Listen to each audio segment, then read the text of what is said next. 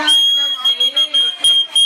Gagawin ko ni Kuya Al sa March. Of course, in behalf of Family Power, maraming salamat sa inyo lahat. And wish ko sa 50th birthday ko, siyempre, yung paggaling ni Maymay. Ang sa atin na, sister ko yun eh, di ba? Mitzi.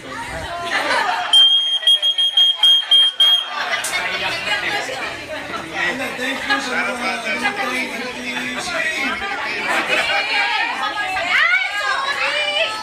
mga dumatay from Japan, Jay, si Ate Girlie, On the US?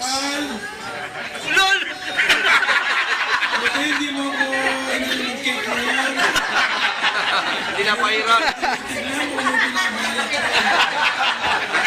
sa salamat ka lang, hindi mo ginawa. Thank you sa mga dumatay. May, lovely. Okay, Judge Kyle. Ito pa si Michael. Judge Kyle is anak ni Kankan. Asa si Kankan? Ayan, favorite kong class. Thank you to everyone, yun lang po. Tapos yung wish ko, syempre yung kay Tita Maymay, yung sa health din, hindi lang kay Ima, pati yung to everyone dito. Diba? Dapat kasakit, diba?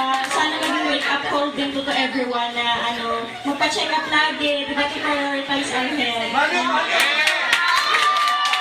Wait lang, kaya yun ang sabi ni Judge Kyle kasi si Judge Kyle ang nag-aalaga sa atin. Actually, si Judge Kyle ang nag-aalaga kay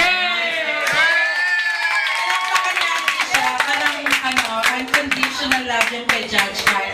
Iniwan na si Jake para lang bantayan si Maymay. At saka iniwan ang career para bantayan si Manay. Sana yung mga pamangkin, no? Maging inspirasyon nila si Judge Kyle. Nagtapos muna ng pag-aaral. Nagtapos nga. At ngayon, kukuha na ulit ng nursing naman. Okay, next, Michael. Ang pinakapaborito ko naman din pamangkin. Thank you sa lahat. Kasi thank you. Kasi, thank you. Yes. Ang sabi ko lang, thank you sa Family Power. Yun nga, kasi rin na sinasabi ni George Kyle, prioritize natin yung health natin.